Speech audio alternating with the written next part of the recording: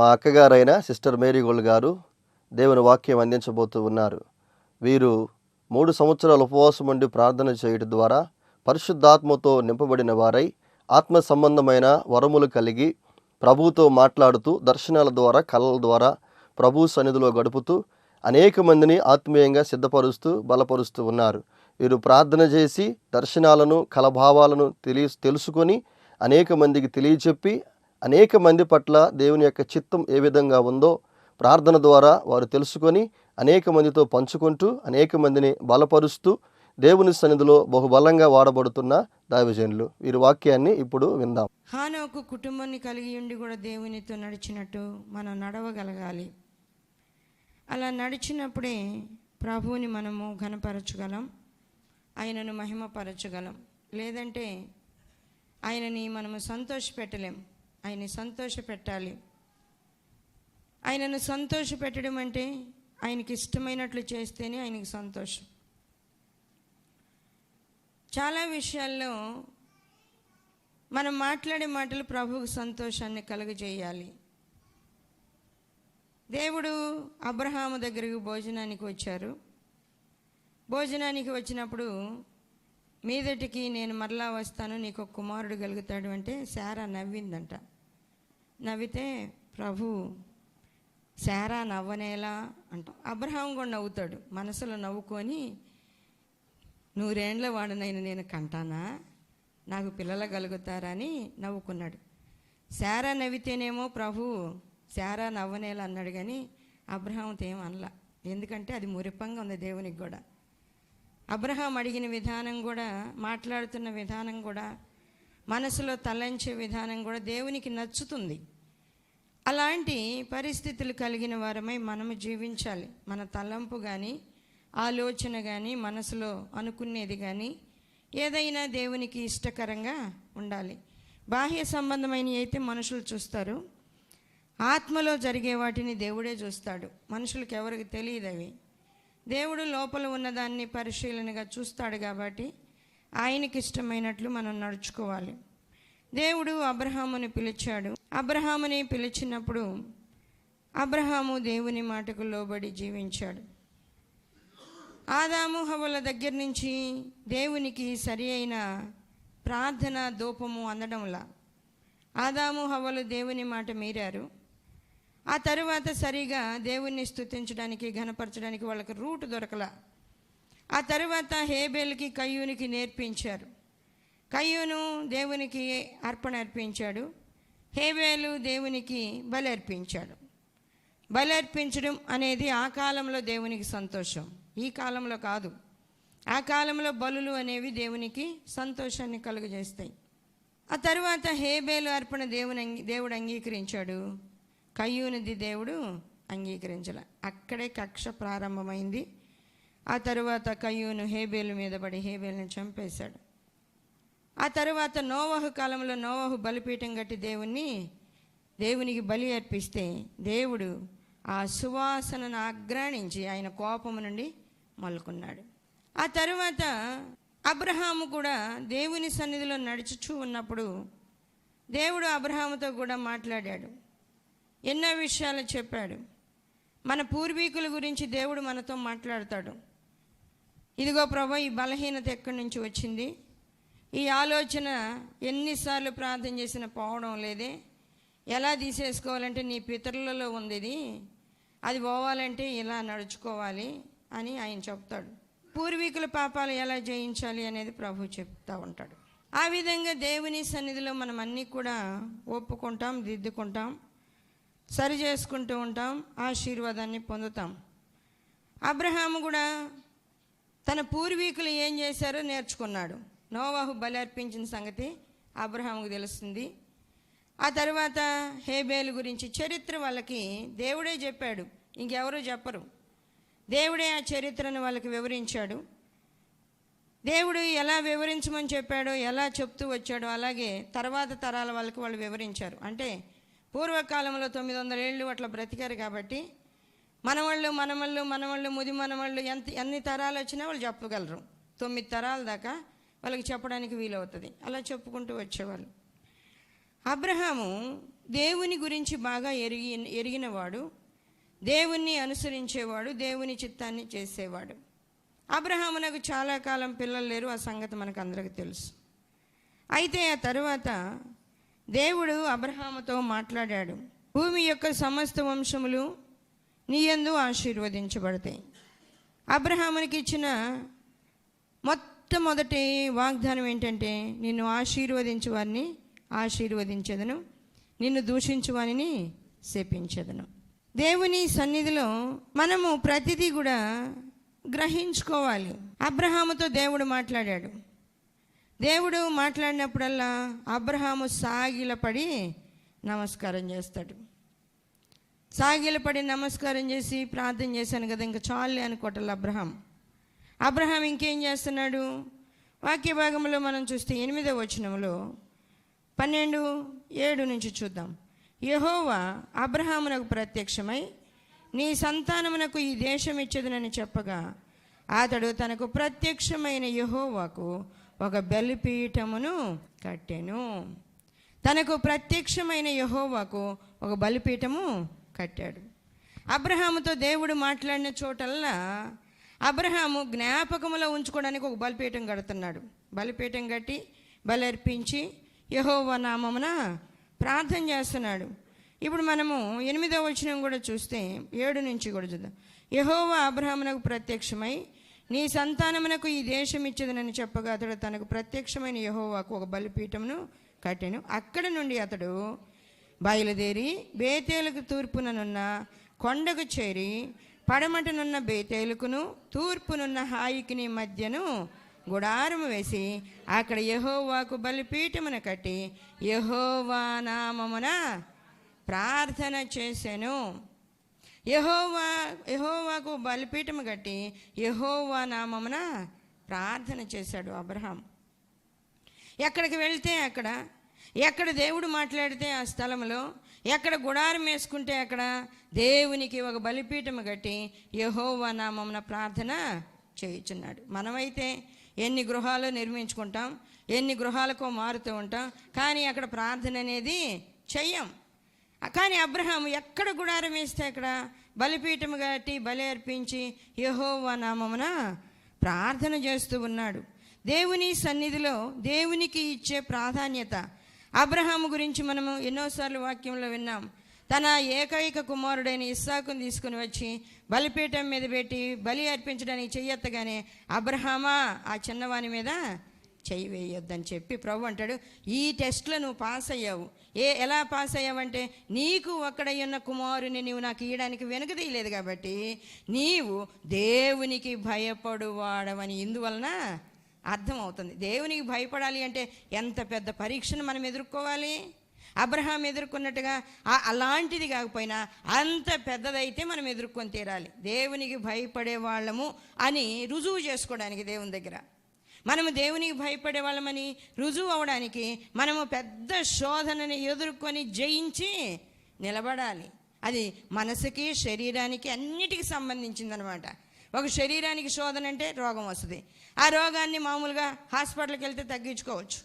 మనసుకి శోధనగా, బాధగా, ఎవరన్నా అన్న మాటలు మనకి ఇబ్బంది కలిగిస్తే మనము మోకరించి ప్రార్థన చేసి నాకు నెమ్మది నీ ప్రభు అంటే నెమ్మది వస్తుంది. కానీ శరీరానికి, మనసుకు రెంటికి ఒకసారి ఇబ్బంది కలిగితే, శరీరానికి సంబంధించిన శరీర సంబంధమైన కుమారుడు ఆయన ఇస్సాకు, శరీరముతో 100 ఏళ్ల ప్రయాణ కన్నా కుమారుడు, ఆ కుమారుని తీసుకొని మనసుని నిబ్బరం చేసుకొని ధైర్యం తెచ్చుకొని, సరే ఎవరికన్నా అప్పగిచ్చి బలి అర్పించమంటే అది వేరే విషయం, కానీ నీకు ఒక్కడై ఉన్న కుమారుని నీ చేతులతో బలిగా అర్పించమంటే దేవుని దగ్గరికి వెనకాడకుండా తీసుకెళ్ళాడు. అది అబ్రహాం దేవునికి భయపడడం ఏంటంటే, ఏ మాత్రం వెనకాడ, అట్లా ఇచ్చేదిలే ప్రభువా, నాకు 100 సంవత్సరాలు వచ్చిన తర్వాత ఇచ్చావు కదా, ఈ వయసులో నేను కనడానికి కష్టమైన దినాల్లో నువ్వు నాకు బిడ్డనిచ్చి మళ్ళీ ఆ ఒక్కడిని తీసుకొని వచ్చి నాకు ఇవ్వమంటే ఎలా ఇవ్వగలను ప్రభువా అని ఏం మాట్లాడలేదు.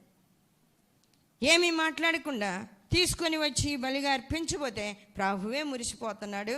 ప్రభువే ఇంకొంచెం ఆలస్యం అయితే అబ్రహాం కుమారుని మీద చెయ్యి వేసేస్తాడు. నేను తొందరపడి మాట్లాడాలని ఆ దూతని పంపగానే దూత పెద్ద కేక వేసి, అబ్రహామా ఆ చిన్నవాని మీద చెయ్యి వేయవద్దు. ఆ తరువాత దేవుడు ఎక్కడ మాట్లాడితే అక్కడ యెహోవాకు బలిపీఠము కడుతున్నాడు. అంటే అబ్రహాము హృదయంలో ఏమైంది? నా కుమారుణ్ణే బలి అర్పించమన్నాడు. అంటే దేవునికి బలులు అంటే ఇష్టం. కాబట్టి నేను దేవునికి బలులు అర్పించి ఆయన్ని సంతోషపెట్టాలి. ఆయన్ని సంతోషపెట్టి ఆయన నామాన్ని నేను ప్రార్థన చేయాలి. కానీ ఆయనకి ఇష్టమైంది కాకుండా వేరొకటి చేసి, దేవా నువ్వు సంతోషంగా ఉన్నావంటే ఎలా ఉంటాడు ఆయన? అందుకే ఆయనకి ఇష్టమైంది నేను చెయ్యాలి అని దేవుని సన్నిధిలో బలులు అర్పిస్తూ ఉన్నాడు. ఎక్కడికి వెళ్తే అక్కడ అబ్రహాము బలులు అర్పిస్తూ ఉన్నాడు, దేవుని నామమున ప్రార్థన చేస్తూ ఉన్నాడు. వాక్య భాగాల్లో 13వ అధ్యాయంలో కూడా మనం చూచినట్లయితే 13వ అధ్యాయము 7వ వచనం నుండి, అప్పుడు అబ్రహాము పశువుల కాపర్లకును లోతు పశువుల కాపర్లకును కలహం పుట్టెను. కనానీయులు పెరిజీలు ఆ దేశంలో కాపురముండరు. కాబట్టి అబ్రహాము, మనం బంధువులం గనక నాకును నీకును నీ పశువుల కాపర్లకు నా పశువుల కాపర్లకు పగొద్దు అని చెప్తాడు. ఆ తరువాత ఆ లోతు అబ్రహాము నుంచి వేరైపోతాడు. 14వ వచనంలో, లోతు అబ్రహామును విడిచిపోయిన తరువాత యెహోవా, ఇదిగో నీ కన్నులెత్తి నీవు ఉన్న చోటు నుండి ఉత్తరపు తట్టు, దక్షిణపు తట్టు, తూర్పు తట్టు, పడమట తట్టును చూడుము. ఎందుకనగా నీవు చూచుచున్న ఈ దేశం అంతటిని నీకును నీ సంతానమునకును సదాకాలము ఇచ్చెదను. మరియు నీ సంతానమును భూమి మీద నుండి రేణువుల వలె విస్తరింపజేసేదను. ఎట్లనగా ఒకడు భూమి మీద నుండి రేణువులను లెక్కింపగలిగిన యెడల నీ సంతానమును కూడా లెక్కింపవచ్చును. నీవు లేచి ఈ దేశము యొక్క పొడుగున వెడల్పున దానిలో సంచరించమన్నాడు. ఒక చోట ఏమేమన్నాడంటే తూర్పున, పడమట, ఉత్తరం, దక్షిణం చూడమన్నాడు. ఆ తర్వాత అన్ని వైపులా సంచరించమన్నాడు. అంటే దేవుడు చెప్పిన మాట ప్రకారం అబ్రహాము అడుగు పెట్టింది, అబ్రహాము చూచింది, అబ్రహామునకు దేవుడు ఇస్తాను అని వాగ్దానం చేశాడు. నువ్వు చూడు, నువ్వు నడువు. నిజంగా దేవుని సన్నిధిలో మనము పరిపూర్ణమైనప్పుడు మన యొక్క ప్రతిదీ కూడా ఆయనే చూస్తాడు. ఒకవేళ పరిచర్య చేయమని చెప్పినా మనం వెళ్ళి నిలబడితే చాలు, మనకు అవసరమైనవి ఆయనే సమకూర్చి ఇస్తాడు. నిజంగా అబ్రహాముతో దేవుడు మాట్లాడాడు, నేను సర్వశక్తి కలిగిన దేవుడను, నా సన్నిధిలో నడుచుచు నిందారహితుడవై ఉండు అని దేవుడు చెప్తే, అబ్రహాము నువ్వు సర్వశక్తి కలిగిన దేవుడవు కదా, నువ్వే చూసుకోలే అని గమ్మునున్నాడు. ఫరో రాజు ఒకసారి శారాని తీసుకుని పోయాడు. ఐగుప్తులోనికి వెళ్ళారు కరువు వచ్చినప్పుడు ఐగుప్తులోనికి వెళ్తే ఐగుప్తు దేశంలో శారాని చూసి శారా గురించి వాళ్ళ పనివాళ్ళు మాట్లాడుకుంటూ ఉంటే ఆమెను తీసుకెళ్ళిపోయి రాజు పెళ్లి చేసుకోవాలనుకున్నాడు. అక్కడంతా సందర్భాలన్నీ మీకు తెలుసు. అప్పుడు ఆ ఫరో ఆమెను తీసుకుని వెళ్ళినప్పుడు కూడా దేవునికి అప్పగించాడు. దేవుని సన్నిధిలో అబ్రహాం ప్రార్థన చేస్తున్నాడు. ఏం ప్రయత్నం చేయలే. శారాన్ని తెచ్చుకోవడానికి కానీ, మనుషులను పంపడం కానీ, పోరాడడం కానీ, ఏదైనా గొడవ పడ్డానికి కానీ అసలు ఏమాత్రం అబ్రహాం ముందుకు వెళ్ళట్లా. దేవా, ఇదిగో నేను సర్వశక్తి కలిగిన దేవుడు అన్నావు, నాకు వాగ్దానం ఇచ్చావు, నేను మాత్రం వెళ్ళి ఫరోను అడగలేను.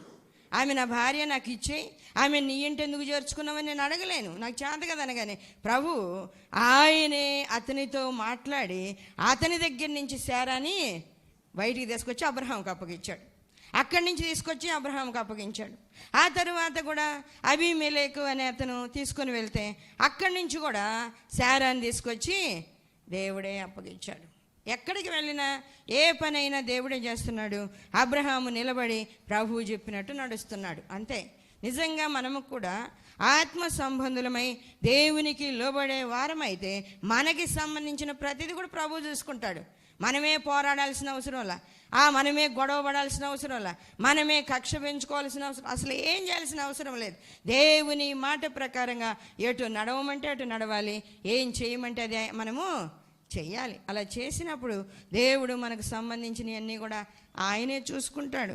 ఇక్కడ ప్రభు కూడా అబ్రహాముతో మాట్లాడాడు. 16వ వచనంలో మనం చదివాం, మరియు నీ సంతానమును భూమి మీద నుండి రేణువుల వలె విస్తరింపజేసేదను. ఎట్లనగా ఒకడు భూమి మీద నుండి రేణువులను లెక్కింపగలిగిన యెడల నీ సంతానమును కూడా లెక్కింపవచ్చును. నీవు లేచి ఈ దేశము యొక్క పొడుగున వెడల్పున దానిలో సంచరించుము, అది నీకు ఇచ్చేదనని అబ్రాముతో చెప్పాను. అప్పుడు అబ్రాము తన గుడారము తీసి హెబ్రోనులోనున్న మమ్రే దగ్గరనున్న సింధూర వృక్ష వనములో దిగి అక్కడ యెహోవాకు బలిపీఠం కట్టాను. అంటే ఒక మాట చెప్పిన దగ్గరల్లా, ఇదిగో ఇది నీ సంతానానికి ఇస్తానంటే బలిపీఠం కడుతున్నాడు. ఇదిగో ఈ నీ సంతానానికి దీన్ని స్థిరపరుస్తాను అంటే అక్కడ బలిపీఠం కట్టి యెహోవా నామమున ప్రార్థన చేస్తున్నాడు. నిజంగా నీ పూర్వీకులు ప్రార్థనా పరులైతే నువ్వు ప్రార్థనా పరురాలువే, ప్రార్థనా పరుడువే. నీ పూర్వీకులు సరైన ప్రార్థనా జీవితం లేకపోతే వాటిని నీవు జయించవలసిన అవసరం ఉంది, వాటిని జయించాల్సిన అవసరం ఉంది. వాళ్ళు ప్రార్థనా పరులైతే పూర్వీకుల పాపం మన మీద ఉండదు కాబట్టి మనము జయించడం చాలా సులభంగా ఉంటుంది, జయ జీవితం కలిగి ఉండడం సులభంగా ఉంటుంది. అలా లేనప్పుడు మనం ఖచ్చితంగా జయ జీవితం కలిగి ఉండాలి, పోరాడాలి, ప్రార్థన చేయాలి, అన్ని విషయాల్లో మొరపెట్టుకోవాలి, కన్నీరు గార్చాలి, అంగలార్చాలి.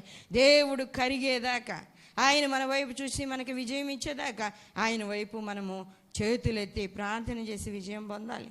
కానీ అబ్రహాము దేవుణ్ణి పరిపూర్ణంగా అంగీకరించి ప్రార్థించిన తర్వాత ఇస్సాకు అంత కష్టపడాల్సిన అవసరము లేదు. ఇస్సాక్కి అంత కష్టపడి ప్రార్థన చేయాల్సిన అవసరం లేదు. కానీ అన్నీ అబ్రహాము చేసినట్టుగా నేర్చుకున్నాడు. అలానే ఇస్సాకు ప్రార్థన చేసేవాడు. ఇస్సాకు కూడా అలానే చేసేవాడు. ఇస్సాకు దేవుణ్ణి స్తుతించేవాడు, ఇస్సాకు దేవుణ్ణి ఘనపరిచేవాడు, దేవుణ్ణి మహిమపరిచేవాడు. అబ్రహాము లాగానే ఇస్సాకు కూడా దేవుని చిత్త ప్రకారము జీవించడము నేర్చుకున్నాడు. వాక్య భాగాల్లో మనం ఎన్నో విషయాలు చూస్తూ ఉంటాం, ఎన్నో విషయాలు రాయబడుతూ ఉన్నాయి. వాక్య భాగంలో మనం చూస్తూ ఉంటే ఇక్కడ ఇస్సాకు కూడా దేవునికి ఒక బలిపీఠమును కడతాడు, దేవునికి ఒక బలిపీఠాన్ని కడతాడు. వాక్య భాగంలో మనం చూస్తూ ఉంటే చూద్దాం వాక్యాన్ని. 26వ అధ్యాయము, ఆదికాండం 26వ అధ్యాయము 23వ వచనం 24వ వచనం చూద్దాం.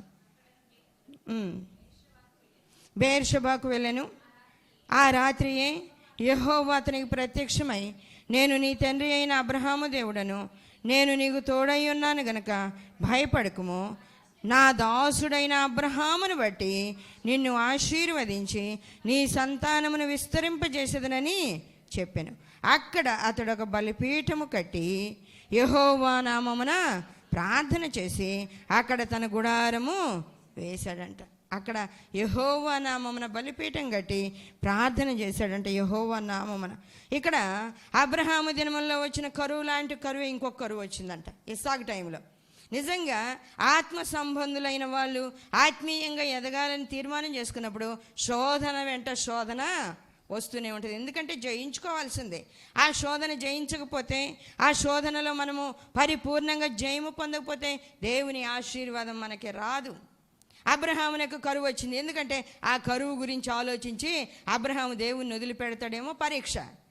కానీ అబ్రహాం అలా ఆలోచన చేయకుండా ఐగుప్తు దేశానికి వెళ్ళిపోయాడు. అలాగే ఇస్సాకు టైంలో కూడా ఒక కరువు వస్తే ఇస్సాకు దేవుడు చెబుతూ ఉన్నాడు, నువ్వు మళ్ళీ ఐగుప్తుకి వెళ్ళొద్దు, నీవు ఐగుప్తు దేశానికి వెళ్ళొద్దు. వాక్య భాగంలో మనం చూస్తే 26వ అధ్యాయం 1వ వచనము, అబ్రహాము దినములలో వచ్చిన మొదటి కరువుగాక మరి ఒక కరువు ఆ దేశంలో వచ్చును. అప్పుడు ఇస్సాకు గెరారులోనున్న ఫిలిస్తీన్ల రాజైన అబీమెలెకు వద్దకు వెళ్ళెను. అక్కడ యెహోవా అతనికి ప్రత్యక్షమై, నీవు ఐగుప్తులోనికి వెళ్ళక నేను నీతో చెప్పు దేశమందు నివసించు. ఇక్కడ కూడా అలాంటి పరిస్థితి, అలాంటి శోధన. ఆ ఇస్సాకు భార్య అయిన రెబ్కాను కూడా ఆయన తీసుకొని పోయాడు.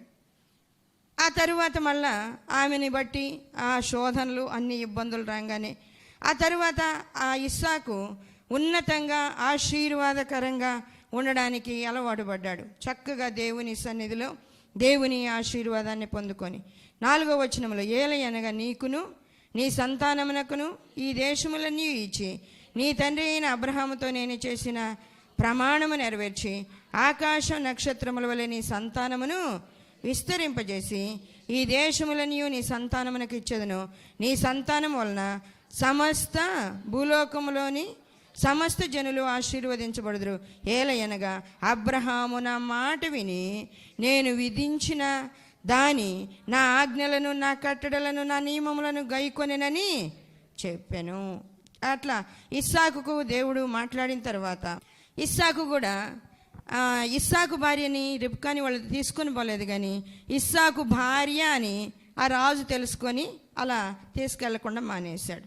ఆ తరువాత అబీమెలెకు ఇస్సాకు చాలా ఇబ్బందులు వచ్చినాయి. ఇస్సాకు ఎక్కడ బావి తవ్వితే అక్కడ అది మాది, నీళ్లు పడంగానే వచ్చి శత్రువుల్లాగా ఫిలిస్తీన్లు వచ్చి ఇది మా బావి, మా స్థలంలో తవ్వావు కాబట్టి ఈ బావి వదిలేసి వెళ్ళిపోవాల్సింది. ఆ బావిని కూడా ఇది మాది అన్నారు. ఆ తర్వాత ఇంకా ఒక చోటకు వచ్చి వాక్య భాగంలో ఇప్పుడు మనం చదివాం 22వ వచనంలో నుండి, అతడు అక్కడ నుండి వెళ్ళి మరి ఒక బావి త్రవ్వించును, దాని విషయమై వారు జగడమడలేదు గనుక అతడు ఇప్పుడు యెహోవా మనకు ఎడమ కలుగు చేసి ఉన్నాడు గనుక ఈ దేశమందు అభివృద్ధి పొందుదమనుకొని దానికి రెహబోతు అని పేరు పెట్టాను. అక్కడ నుండి అతడు బెయేర్షెబాకు వెళ్ళెను. ఆ రాత్రి యెహోవా అతనికి ప్రత్యక్షమై, నేను నీ తండ్రి అయిన అబ్రహాము దేవుడను, నేను నీకు తోడై ఉన్నాను గనుక భయపడకుము, నా దాసుడైన అబ్రహామును బట్టి నిన్ను ఆశీర్వదించి నీ సంతానమును విస్తరింపజేసేదనని చెప్పాడంట. విస్తరింపజేసేదనగానే అక్కడ బలిపీఠము కట్టి యెహోవా నామమున ప్రార్థన చేసి అక్కడ తన గుడారాన్ని వేశాడు. అబ్రహాము కూడా ముందు కరువు వచ్చినప్పుడు ఏమో ఐగుప్తుకు వెళ్ళాడు. తర్వాత కరువు వచ్చినప్పుడు ఇంకో గెరారుకు వెళ్ళి అక్కడ ఉండి ఆ తర్వాత వచ్చి ముందున్న చోట్లోనే మళ్ళా అక్కడే ఆ స్థలంలోనే హాయి దగ్గర తన గుడారాన్ని మళ్ళీ వేసుకున్నాడు. తన గుడారాన్ని వేసి ముందు కట్టిన బలిపీఠం మీదనే దేవునికి బలులు అర్పించాడు. 24వ అధ్యాయం అబ్రహాము 2వ వచనము. అప్పుడు అబ్రహాము తనకు కలిగిన సమస్తమును ఏలుచుండిన తన ఇంటి పెద్ద దాసునితో ఒక ప్రమాణం చేయించి తన కుమారునికి ఒక భార్యను తీసుకుని రమ్మని చెప్పాడు. అలాగే తీసుకొచ్చాడు. ప్రార్థన ఎలా చేయాలో నేర్పించాడు. అబ్రహాము కూడా ఆ తరువాత కరువు వచ్చినప్పుడు మరలా అదే ప్లేస్కి వచ్చి అక్కడ ఒక బలిపీఠం కట్టి యెహోవా నామమున ప్రార్థన చేశాడు. బేతేలుకును హాయికిని మధ్యలో మరలా ముందు కట్టుకున్న ఆ బలిపీఠం దగ్గరికే వచ్చి గుడారాన్ని వేసుకొని అక్కడ మళ్ళీ యెహోవాకు బలులు అర్పించాడు. ఆ తరువాత ఇస్సాకు కూడా దేవునికి బలులు అర్పించి దహన బలులు అర్పించి బలిపీఠం కట్టి యెహోవా నామమున ప్రార్థన చేస్తూ ఉన్నాడు. ఆ తరువాత యాకోబుకు కూడా వాక్య భాగాల్లో మనం చూస్తూ ఉంటే అబ్రహాములాగా ఇస్సాకు నేర్చుకున్నాడు, ఇస్సాకులాగా యాకోబు నేర్చుకున్నాడు, యాకోబులాగా వాళ్ళ పిల్లలు కూడా యాకోబులాగా నేర్చుకున్నారు. వాక్య భాగాల్లో మనం చూస్తూ ఉంటే దేవుని సన్నిధిలో మనము ప్రతి విషయాన్ని ధ్యానం చేసినప్పుడు ప్రభువు మనతో మాట్లాడతాడు, మనకు ఆ విషయాలన్నీ తెలియజేస్తాడు. వాక్య భాగాల్లో మనం ఎన్నో విషయాలు చూస్తూ ఉంటాం. 13వ అధ్యాయంలోనే 3వ వచనం చూద్దాం.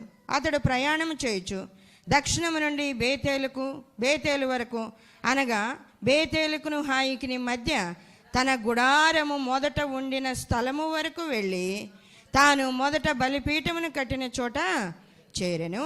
అక్కడ అబ్రహాము యెహోవా నామమున ప్రార్థన చేశాను. మొదట ఉండిన చోటుకే వచ్చి మళ్ళీ చేరి అక్కడ బలిపీఠము కట్టి యెహోవా నామమున ప్రార్థన చేశాడు. దేవుని సన్నిధిలో అలా ప్రార్థన చేయడం అనేది వాళ్ళ అనుభవములోనికి వచ్చేసింది.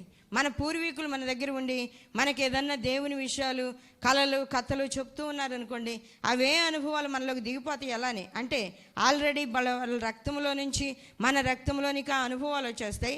ఆ తర్వాత వాళ్ళు నేర్పుతూ ఉండగానే అన్నిటినీ మనం కూడా నేర్చుకుంటాం.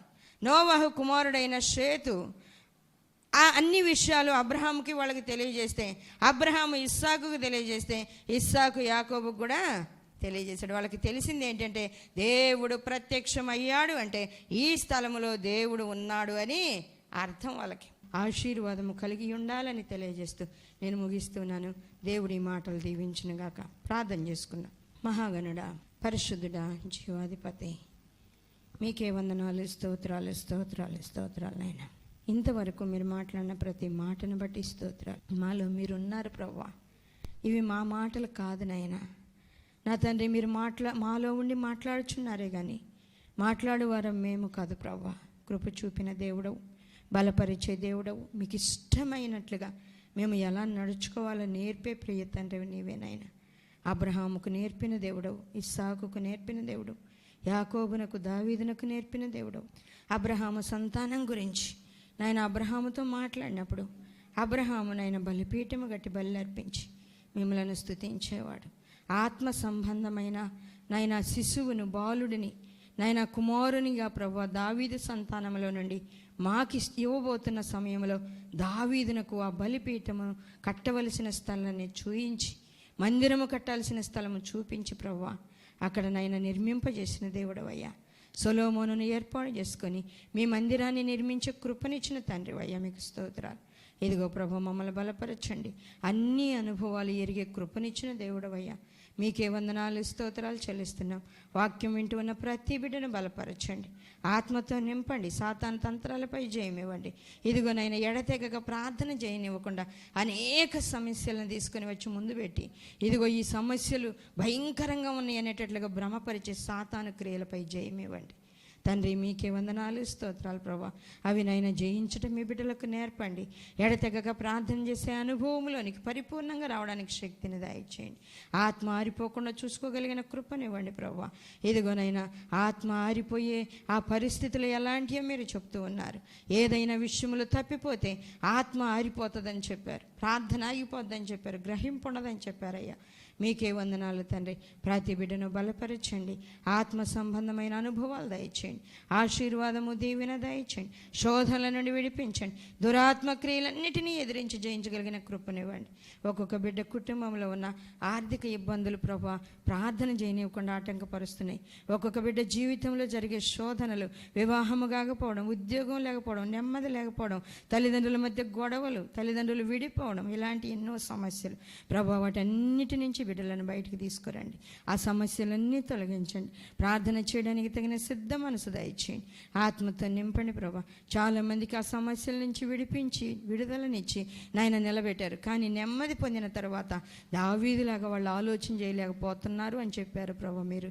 అవునయ్యా, ఆ నాయన నెమ్మది వచ్చిన తర్వాత నా ప్రాణమా యెహోవాను సన్నతించమని ప్రభా నెమ్మది కలిగిన ఆ సమయంలో ప్రార్థించడానికి కృప దయచేయండి. దావీదంటూ ఉన్నాడు, నా ప్రార్థన ధూపం వలెను, నేను చేతులెత్తట సాయంకాల నైవేద్యం వలెను, విరిగి నలిగిన మనసుతో చేసే ఈ ప్రార్థన నీకు అంగీకారమగునుగా. కానీ దావీదు చెప్తున్న మాటలు మేము విన్నాం ప్రభా. ఇదిగోనైనా నెమ్మది కలిగిన బిడ్డలు ప్రార్థించుచూ ఉండగా హృదయపూర్వకమైన ప్రార్థన దయచేయండి. ఆత్మతో నింపండి. మీ బిడ్డల చుట్టూ మీ అగ్ని కంచి వేయండి ప్రభా. సాతానునైనా ఎక్కడ శోధించినా, ఏ శోధనలు కల్పించినా అన్నిటినీ జయించడానికి మీ కృపను అనుగ్రహించి నాయన నెమ్మది దయచేయమని, అనారోగ్యంతో ఉన్న బిడ్డలను ముట్టమని, స్వస్థపరచమని, ఆర్థిక ఇబ్బందులు కలిగిన వారికి నెమ్మదినిచ్చి ఆర్థికంగా మీరే లేవనెత్తమని, ఉద్యోగాలు లేని వారికి ఉద్యోగాలు ఇచ్చి, వివాహాలు జరగవలసిన వారికి వివాహాలు జరిగించి, అన్ని పరిస్థితులలో ప్రభా ఎల్లప్పుడూ ఎడతెగక ప్రార్థన చేసే ఆత్మీయ అనుభవాన్ని మీరే అనుగ్రహించమని మీకు అప్పగించుకుంటూ యేసయ్య అతి పరిశుద్ధ నామములో అడుగుచున్నాము తండ్రి, ఆమేన్. మరిన్ని వివరముల కొరకు మమ్మల్ని సంప్రదించవలసిన చిరునామా Marigold Foundation, Holy Spirit Church, Vishwanathapuram, Podili, Prakasam జిల్లా, పిన్ కోడ్ 523240. మా ఫోన్ నెంబర్స్ 8500084841, మరి ఒక ఫోన్ నెంబర్ 8500084842.